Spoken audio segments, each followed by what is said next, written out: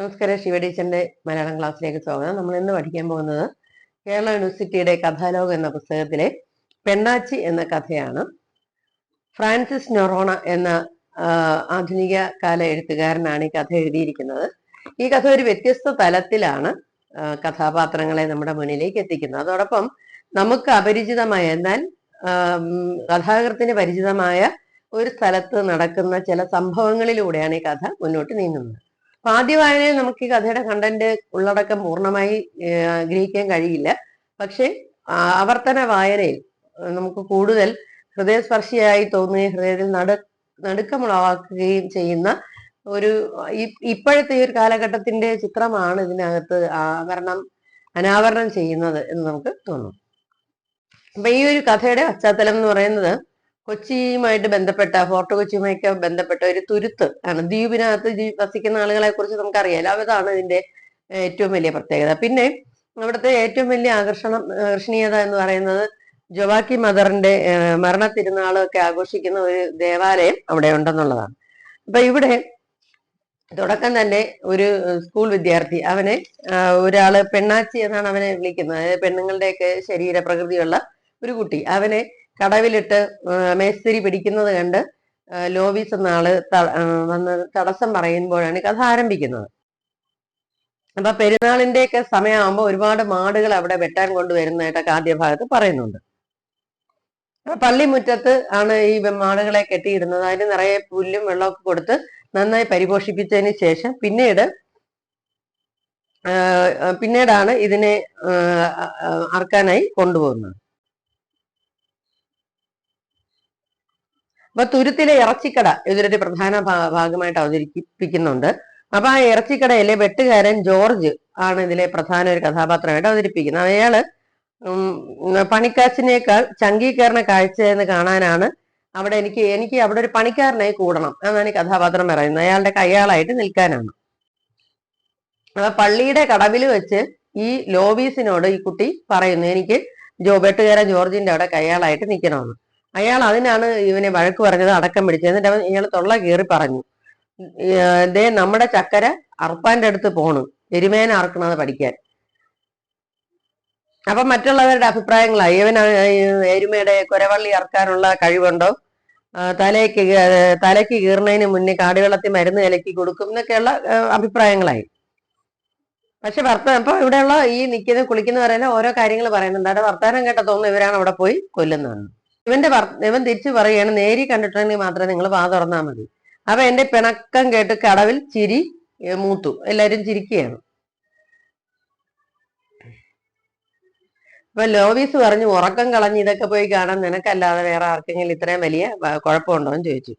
അപ്പൊ ഇത് എങ്കിലും ഞാനിങ്ങനെ മേസ്തിരി പോകുന്നത് ഞാൻ നോക്കി നിന്നു. മേസ്തിരി ഇവനെ നേരത്തെ അടക്കം പിടിക്കുമ്പോഴാണ് ലോവീസ് ഇടപെട്ടത്. അപ്പൊ ലോവീസ് പോയി കഴിഞ്ഞപ്പോ മേസ്തിരി വീണ്ടും വന്ന് വെള്ളത്തിലേക്ക് കിടന്ന് മലർന്ന് കിടന്ന് നീന്തിയിട്ട് അവിടെ ഒരു കൽക്കെട്ടുണ്ട്, അവിടേക്ക് എന്നെ കണ്ണ് കാട്ടി കൊതിപ്പിച്ചു, വാടാകുട്ട എരുമേനെ അറക്കാൻ പഠിപ്പിക്കാം. അപ്പോ അവിടെ ആ ഭാഗം മുതലാണ് ഈ പുരുഷന്മാരെ പ്രകൃതി വിരുദ്ധമായി ലൈംഗികമായി ഉപയോഗിക്കുന്ന മറ്റൊരു പുരുഷനെ കുറിച്ച് നമ്മൾ അറിയുന്നത്. അപ്പൊ ഈ എരുമകളെയൊക്കെ നോക്കുകയാണ്, ഈ തടിച്ച എരുമകളെ എങ്ങനെ മെലിഞ്ഞ ജോർജ് എങ്ങനെയാണ് കീറുന്നത്, ഇതിന്റെ കഴുത്ത് വേർപെടുത്തിയിട്ട് ഇതിന്റെ തോല് ഉരിയുന്നത്, ഇതൊക്കെ എങ്ങനെയാണെന്ന് അവൻ ചിന്തിക്കുന്നു. അപ്പൊ ഇവന്റെ അപ്പൻ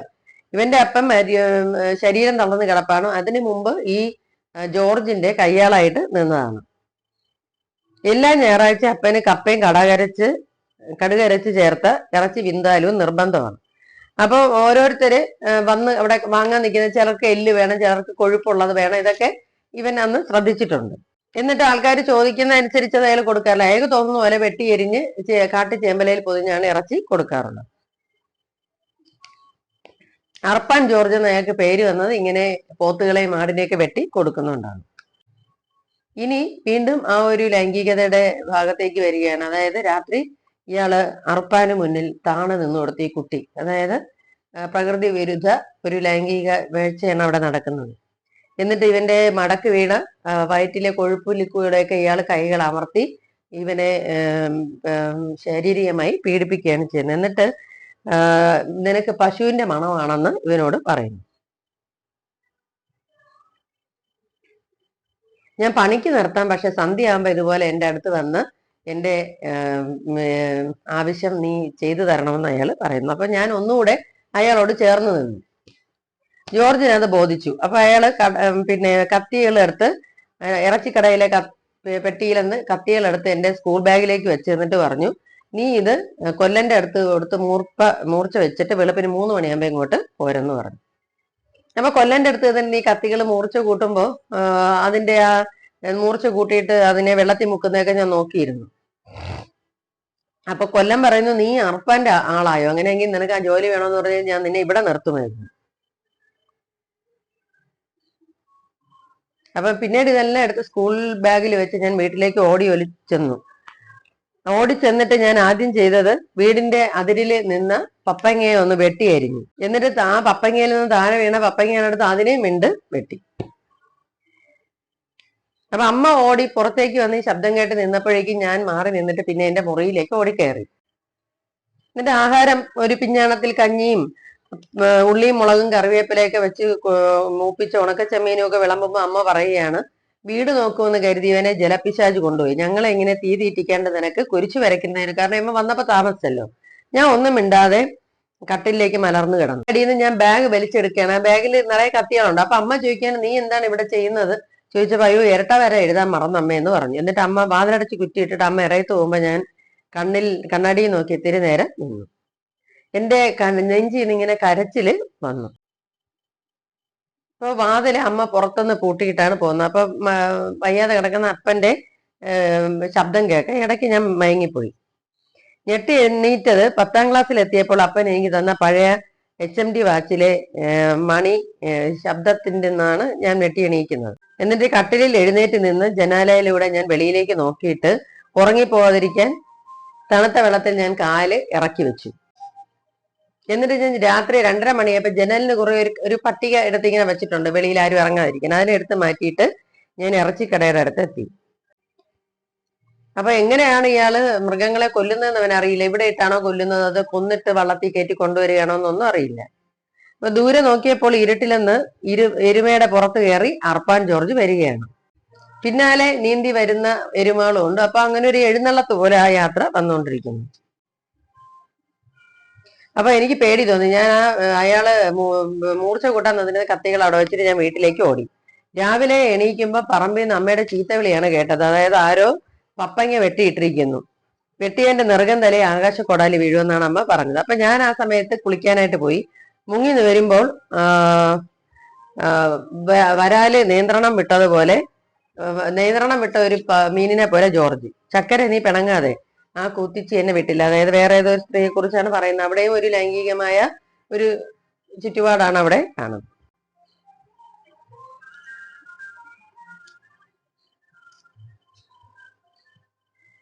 ഇതിനിടയിൽ എന്നെ വീണ്ടും അയാളുടെ ഇഷ്ടത്തിന് ഉപയോഗിക്കുകയും ചെയ്തു. അപ്പൊ 2ാമത്തെ പീരീഡിൽ ഞാൻ എഴുതിക്കൊണ്ടിരുന്നപ്പോ ഇരട്ടവര ബുക്ക് തുറന്നപ്പോ ചോരപ്പാട് കണ്ട് ആ ടീച്ചറെ പേടിച്ചു. അതായത് പിന്നെ ആ കത്തിയിലുണ്ടായിരുന്ന ചോരപ്പാടാണ്. അപ്പൊ ഹെഡ് മാസ്റ്ററിന്റെ അടുത്ത് കൊണ്ടുപോയപ്പോ അവൻ പറഞ്ഞു, ടീച്ചർ ഇത് പോത്തിന്റെ ചോരയാണ്, വീട്ടിലേക്ക് ഇറച്ചി വാങ്ങിയപ്പോ സ്കൂൾ ബാഗിൽ പറ്റിയതാണെന്ന് പറഞ്ഞു. എന്നിട്ട് മാഷ് അവനോട് പറഞ്ഞു, നീ അച്ഛനെ വിളിച്ചോണ്ട് വന്നിട്ട് സ്കൂളിൽ കയറിയാൽ മതി. അപ്പൊ അവൻ പറഞ്ഞു, അച്ഛൻ കിടപ്പിലാണ്, അമ്മയെ വിളിച്ചോണ്ട് വരാം. അപ്പൊ സാറ് ആരും അടുത്തില്ലെന്ന് കണ്ടപ്പോ സ്വരം താഴ്ത്തി അവനോട് പറയാൻ, ഞാൻ ചുമ്മാ വരട്ടിയല്ലേ, ഒരുത്തനെയും വിളിക്കണ്ട, ഉച്ച കഴിഞ്ഞ് NCC റൂമിലോട്ട് പോയി, എന്റെ ഇടുപ്പിന്റെ എല്ലിനൊരു വേദന, ഇരട്ടകള് തിരുവിയ മാറുന്നു. അപ്പൊ അവിടെയാണ് ഈ കുട്ടിയുടെ ഒപ്പം വേറൊരുത്തനും കൂടെ ഉണ്ടായിരുന്നു. 2 മക്കളായിരുന്നു അവർക്ക്, ഇതുപോലെയുള്ള മറ്റൊരു മകൻ. പക്ഷെ അവൻ മരണപ്പെട്ടു എന്നാണ് നേരത്തെ അമ്മ പറഞ്ഞത്. അപ്പൊ അന്ന് വൈകുന്നേരം ഞാൻ പാലത്തിന്റെ അടുത്ത് നിൽക്കുമ്പോ ജോർജ് വന്നു. അർപ്പാൻ ജോർജ് വന്നിട്ട്, നിനക്ക് പുതിയ കൂട്ടുകെട്ടൊക്കെ ആയോ? ഒന്നുമില്ല ചേട്ടാ, ഞാൻ ഇത്തിരി മീൻ ഇവരുടെ നിന്ന് വാങ്ങാൻ നിൽക്കുകയാണെന്ന് പറഞ്ഞു. പങ്ക് തരണ മീനൊക്കെ നീ വാങ്ങിക്കോ എന്ന് പറഞ്ഞിട്ട് അയാൾ ഒരു അശ്ലീല ആംഗ്യം കാണിച്ചു. അതായത് നിനക്ക് ഇത് മനസ്സിലുണ്ടോ എന്നാണ് ചോദിച്ചത്. അത് കേട്ടപ്പോൾ എനിക്ക് നാണിച്ച് തൊലഞ്ഞുപോയി. ഞാൻ വാടാ ചക്കരെ നമുക്ക് കുളിക്കാൻ പോവാമെന്ന് വിളിച്ചു. അതായത് ഈ ഒരു പ്രകൃതി വിരുദ്ധ ലൈംഗികത അവിടെ വീണ്ടും സൂചിപ്പിക്കപ്പെടുന്നുണ്ട്. പക്ഷെ അവിടെ നമ്മൾ വേദനയോടെ തിരിച്ചറിയുന്ന മറ്റൊന്നുണ്ട്. മാഷിന്റെ NCC റൂമിൽ വച്ച് അയാള് ഇവനെ ഇതുപോലെ പീഡിപ്പിച്ചാണ് വിട്ടത്. അപ്പൊ ഇവന്റെ പുറം പൊളിഞ്ഞിരുന്നു, വേദന കൊണ്ട് മേലപ്പടി നോവ്, എനിക്ക് സത്യമായിട്ട് വയ്യാന്ന് അവൻ പറഞ്ഞു. കുറച്ചു നേരം അവിടെ നിന്നിട്ട് ജോർജ് കിഴക്കോട്ട് പോയി. അപ്പം മീന് വെട്ടിക്കൊണ്ടിരുന്നപ്പോ അമ്മ പറഞ്ഞു ഈ മീന് മറ്റേ കുട്ടിക്ക് അവന് വെള്ളം ഇഷ്ടമായിരുന്നു. അപ്പൊ ഞാൻ കണ്ണാടി എടുത്ത് നോക്കുകയാണ്. ഞാനും അവനും തമ്മിൽ ഇരട്ടകളാണ്, പക്ഷെ ചെറിയ വ്യത്യാസമേ ഉള്ളൂ. എന്റെ ചെവിക്ക് പിന്നിലെ കാക്ക പുള്ളി ഉണ്ടായിരുന്നു. അപ്പൊ മറുക് നോക്കാതെ ഞങ്ങൾ ഇരട്ടകളെ തിരിച്ചറിയാൻ അമ്മയ്ക്ക് മാത്രമേ കഴിഞ്ഞിരുന്നുള്ളൂ. ഇപ്പൊ രാത്രി ആഹാരം കഴിക്കുമ്പോ അച്ഛന് ചോറ് വാരി കൊടുക്കുമ്പോ അമ്മ പറയണം അവൻ ഉണ്ടായിരുന്നെങ്കിൽ ഇപ്പൊ 10ല് നല്ല മാർക്കോടെ ജയിക്കുമായിരുന്നു. എന്നിട്ട് അപ്പന്റെ മുഖമൊക്കെ തുടച്ചു കൊടുത്തിട്ട് അപ്പോഴേ കിടത്തുമ്പോ അമ്മയുടെ കണ്ണ് നിറഞ്ഞിരുന്നു. അപ്പൊ രാത്രി അമ്മ പറയുകയാണ്, എന്റെ ജോവാക്കി അമ്മേ, എന്റെ മോനെ എന്തിനാണ് ജലപിശാച് വിട്ടുകൊടുത്തത്? അതായത് വെള്ളത്തിൽ മരിച്ചു കിടക്കായിരുന്നു അവൻ. അപ്പൊ രാത്രി ഇവർ ഉറങ്ങിയെന്ന് കണ്ടപ്പോ ഞാൻ വീണ്ടും ജനൽ വഴി ഇറങ്ങി ജോർജിന്റെ കടയുടെ അടുത്തെത്തി. അപ്പൊ അയാളുടെ ആ ഒരു മൃഗത്തെ കൊല്ലാനുള്ള അയാളുടെ ശ്രമം കണ്ടപ്പോ അവനോട് കാണിക്കുന്ന പരാക്രമമാണ് ഓർമ്മ വന്നത്. മാത്രമല്ല ഇവന്റെ അടുത്ത് നിനക്ക് പശുവിന്റെ മണമാണെന്ന് അവൻ പറഞ്ഞിരുന്നു. അപ്പൊ എല്ലാത്തിനെയും പിടിച്ച് കെട്ടി നിർത്തുകയാണ് അവിടെ ജോർജ് ചെയ്യുന്നത്. അമ്മ ഇരിക്കുന്നു, പേടിച്ചു പോയി ജോർജ് ഏട്ടാ എന്ന് പറഞ്ഞു. അപ്പൊ ജോർജ് എന്നെ പൊക്കിയെടുത്ത് അയാളുടെ ആവശ്യത്തിന് പിന്നെ ഉപയോഗിക്കുകയാണ്. അപ്പൊ ജോർജിന്റെ ആ പിടിത്തവും അയാളുടെ ആ ശരീരത്തിലുള്ള എന്റെ ശരീരത്തിലോട്ടുള്ള എന്റെ ശരീരത്തിന് അയാൾ ഉപയോഗിക്കുന്ന രീതിയൊക്കെ ഇപ്പൊ ഞാൻ തളർന്നുപോയി. എന്നിട്ട് കഴുകിയിട്ട് കയറി വാ പെണ്ണാച്ചി എന്ന് വിളിക്കുക. അതായത് പെണ്ണിന്റെ ശരീരം പോലെ കൊഴുപ്പ് നിറഞ്ഞ ശരീരമായതാണ് ഇവനെ പെണ്ണാച്ചി എന്ന് വിളിക്കുന്നത്. അപ്പൊ വെള്ളത്തിൽ നിന്ന് കയറി വന്നപ്പോ ജോർജ് എന്നെ ഒരു കത്തി എടുത്ത് തന്നിട്ട് ഈ കിടക്കുന്ന പശുവിനെ വെട്ടിക്കീറാൻ പറഞ്ഞു. അപ്പൊ എന്നിട്ട് ഇവന്റെ കൈ പാളെന്ന് കണ്ടപ്പോ അയാൾ വാങ്ങിച്ച് ഇങ്ങനെ തോല് മാത്രം അടർത്തി എടുക്കാനുള്ളത് ഇവനെ പറഞ്ഞു കൊടുത്തു. അപ്പൊ പണി ഞാൻ ചെയ്തു കാണാൻ അതിന്റെ തോലെല്ലാം ഞാൻ അരിഞ്ഞെടുത്തു. എന്നിട്ട് ഇയാൾ ജോർജ്, നീ എന്തിനാണ് ശരിക്കും ഇത് പഠിക്കുക? നീ ഇതൊക്കെ ചെയ്തിട്ട് നിനക്ക് ആരെ കൊല്ലാനാണെന്ന് ചോദിക്കുന്നു. അത് കേട്ട് ഞാൻ പകച്ചുപോയി. എന്റെ മനസ്സിലൊരു ഐഡിയ ഉണ്ട്, അതായത് എനിക്കൊരാളിനെ കൊല്ലണം. അതിനാണ് ഞാൻ ഈ പശുവിനെ വെട്ടാൻ പഠിക്കാൻ വന്നത്. അപ്പൊ ഞാൻ പെട്ടെന്ന് കത്തി ഇങ്ങനെ വരച്ചിട്ട് അയാൾ ചോദിക്കുന്നത്, ഒറ്റ കീറട്ടെ ജോർജേട്ടാന്ന് ചോദിച്ചു. എന്റെ ഒച്ച വളരെ മൃദുവായിരുന്നെങ്കിൽ അയാൾ പേടിച്ചു പോയി. തിരിച്ച് മടങ്ങുമ്പോൾ ജോർജ് ഇവനെ ഉപദ്രവിച്ച സ്ഥലത്ത് വല്ലാത്ത നീറ്റൽ. പിന്നെ അവൻ ഇരട്ടകളിൽ ഒന്നിനോട് സംസാരിക്കുന്നതായിട്ട് നമ്മളിവിടെ കാണുന്നത്. അതായത് നിനക്ക് ഈ ആണും പെണ്ണും കെട്ട പരിപാടി നിർത്തിക്കൂടെ, ഈ ഒരു ലൈംഗികമായ പ്രവൃത്തികൾ ചെയ്യുന്ന നിർത്തിക്കൂടെ എന്ന് അവന്റെ ഇരട്ടകളിലൊന്നും അവനെ ഉപദേശിക്കണം, മരിച്ചുപോയവൻ. അപ്പൊ നിർത്താം, അതിനു മുമ്പ് എനിക്ക് അറിയണം നിന്നെ ആരോ കൊന്നതെന്ന്. അതിന് ഞാൻ വെള്ളത്തിൽ പൊങ്ങി ചത്തതല്ലേടാന്ന് അവൻ പറയുന്നു. നീ നുണ പിന്നെയും പറയണ്ട, നിന്റെ മരിപ്പ് കുളിപ്പിക്കുമ്പോ, അതായത് നീ മരിച്ചതിന് ശേഷം കുളിപ്പിക്കുമ്പോ നിന്റെ ശരീരത്തിന്റെ പുറകിൽ നിന്ന് ചോര വരുന്നുണ്ടായിരുന്നെന്ന് ജോർജ് പറഞ്ഞത്. ബലമായിട്ട് ചെയ്യുമ്പോഴാണ് ഇങ്ങനെ മുറിയുന്നത്. അപ്പൊ അവന്റെ മുഖത്തൂടെ കണ്ണീരൊഴുകി വരുന്നുണ്ടപ്പോ എനിക്ക് അവന് ഉമ്മ കൊടുക്കണമെന്ന് തോന്നി. ഞാൻ എന്റെ ഇരട്ട സഹോദരന്റെ മുഖത്തേക്ക് ഇങ്ങനെ മുഖം അടുപ്പിച്ചപ്പോൾ ഇതൊക്കെ ഒരു സ്വപ്നം പോലെ അവൻ കാണുന്നത്. അടുപ്പിച്ചപ്പോ അവൻ പറഞ്ഞു, നിന്റെ വായ കൊണ്ട് നീ വൃത്തികേട് ചെയ്യുന്ന നിർത്തിയിട്ട് എന്നെ ഉമ്മ വെച്ചാൽ മതി. എനിക്ക് ദേഷ്യം, ആരാ നിന്നെ കൊന്നതെന്ന് പറയാം, ഞാൻ ഈ എണ്ണം കെട്ട പണി നിർത്താം. നിനക്കറിയാം അത് ആരാണെന്ന് അറിയാനാണ് ഈ പുറം പൊളിയുന്ന പണിക്ക് ഞാൻ നിന്നു കൊടുക്കുന്നത്. അപ്പൊ നീയും ഞാനും തമ്മിൽ 5 മിനിറ്റിന്റെ മൂപ്പിളപ്പമേ ഉള്ളൂ. നിനക്ക് അയാൾ ഒന്നും ചെയ്യാനാവില്ല. നിന്നേക്കാൾ കരുത്തനായിരുന്നു ഞാൻ, പക്ഷെ അയാൾ എന്നെ ഒറ്റ തള്ളിനാണ് കമഴ്ത്തിയിട്ടത്. ഞാൻ എതിർത്ത് കുതിറിയപ്പോൾ നിന്റെ പേരാണ് അയാൾ വിളിച്ചത്. അപ്പോൾ എന്താ അയാൾ പറഞ്ഞത്? എടാ പെണ്ണാച്ചി, നീ എപ്പോഴും കിടന്നു വരുന്നതല്ലേ, ഇന്ന് എന്താണ് നിനക്കത്ര തിളപ്പെന്ന്? ഇരുട്ടില് നീയാണെന്ന് വിചാരിച്ചാണ് അയാൾ എന്റെ നെഞ്ചില് അല്ലെങ്കിൽ എന്റെ കയ്യിലിരുന്ന കണ്ണാടി വീണുടഞ്ഞു. മറുകില്ലാത്ത എന്റെ ചെവി. എന്നെയും അയാളെയും അവനെ തിരിച്ചറിയാൻ പറ്റാത്ത ഒരാളാണ് ഇത് ചെയ്തത്. അപ്പൊ രാവിലെ ജോർജ് എരുമയെ കൊല്ലാൻ കത്തി പോകുമ്പോൾ ഞാൻ അയാളെ ചുറ്റിപ്പിടിച്ചു. ഇതാ ഞാൻ വെട്ടാം. എടാ ഇത് കോഴിയല്ല എരുമ, നീ കോപ്പ് ചെയ്യും, കളിക്കാതെ മുന്നിൽ നിന്ന് മാറടാ. ഞാൻ ജോർജ് എന്തെങ്കിലും പറയുന്നതിന് മുമ്പ് ഞാൻ എരുമയെ തലങ്ങും വിലങ്ങും വെട്ടി എരുമയുടെ ശിരസെടുത്ത് പിന്നെ മാറ്റിവെച്ചു. അയാൾ എന്നെ വട്ടം പിടിച്ച് പടുതയിൽ മലർത്തി കിടത്തി. ബീഡിപ്പുകയുടെ നാറ്റം എന്റെ മുഖത്ത്. ജോർജെ, സ്നേഹം മൂക്കുമ്പോൾ ഈ തുരുത്തിൽ എന്നെ പെണ്ണാച്ചി എന്ന് വിളിക്കുന്ന 2 പേരുള്ള അതിലൊരാളാണ് നിങ്ങൾ. നീയല്ലേ അവനെ കീറിയത്? എന്റെ ഇരട്ട സഹോദരിൽ ഒരുത്തനെ കൊന്നത് നീയല്ലേന്ന് ചോദിച്ചു. എന്റെ കത്തി അയാളുടെ കൊരവള്ളിയിൽ ഇങ്ങനെ മുട്ടിച്ചു നിർത്തി. നീ എന്നാ കോപ്പായി പറയുന്നത്? ഞാനാണത് ചെയ്തതെങ്കിൽ ശവം കുളിപ്പിക്കുമ്പോ അവന്റെ ശരീരത്തിന്റെ പുറഭാഗം പിളർന്ന കാര്യം ഞാൻ നിന്നോട് പറയുമായിരുന്നു. അപ്പൊ ഞാനത് മനസ്സിലാക്കി ഞാൻ അയാളെ കൊല്ലാതെ വിട്ടു. അപ്പൊ എനിക്ക് ഇനി ഒരാള് എന്നെ പെണ്ണാച്ചി എന്ന് ഇവിടെ വിളിക്കും, ആ ആളാണിത് ചെയ്തതെന്ന് ഉറപ്പാക്കി. പക്ഷെ അതിനുവേണ്ടി ഞാൻ രാവിലെ തന്നെ ഈ ജോർജിന്റെ അറവ് കത്തിയുമായിട്ട് ഞാൻ ആ സ്ഥലം ലക്ഷ്യമാക്കി നടന്നു. അപ്പം അതില് ചാടി ഞാൻ ആ സ്ഥലത്തേക്ക് എത്തി. അവിടത്തെ പിരിയം കോവണി കയറി ഞാൻ അങ്ങ് മുകളിലേക്ക് ചെല്ലുമ്പോൾ വാതിലിൽ മുട്ടിയപ്പോ ഒരു നീണ്ട കുപ്പായമിട്ട ഒരാൾ. അപ്പൊ അതൊരു പള്ളിയിലെ വൈദികനാണെന്ന് നമ്മൾ അപ്പോഴാണ് മനസ്സിലായത്. പഴകിയ വീഞ്ഞിന്റെ മണമുള്ള തോളറ്റം വളർന്നു കിടക്കുന്ന നര കയറിയ ചുരുളമുടി പിന്നിലേക്ക് ഇടുമ്പോ അയാള് പറയുകയാണ്, എടാ പെണ്ണാച്ചി നീ കേറി വാ, ലൈറ്റ് അണച്ചോ, എനിക്ക് നാണാവും. അപ്പൊ ഇവൻ പതിവായിട്ട് ഈ വൈദികന്റെ അടുത്ത് ഇതുപോലെ വന്ന് ഇവരുടെ പ്രകൃതി വിരുദ്ധ ലൈംഗിക പീഡനം അവിടെ നടന്നുകൊണ്ടിരിക്കുകയായിരുന്നിരിക്കും. അപ്പൊ ഇവനാണെന്ന് കരുതിയാണ് ഇവന്റെ മറ്റേ സഹോദരനെ അയാൾ കൊല്ലുന്നത്. നിനക്കെന്താ പതിവില്ലാത്തൊരു നാണം? ലൈറ്റ് അണഞ്ഞു മുണ്ടു മാറ്റുമ്പോൾ ഇരുട്ടിൽ കൈ അകലത്തിൽ കത്തി ഞാൻ കയ്യില് വെച്ചിരുന്നു.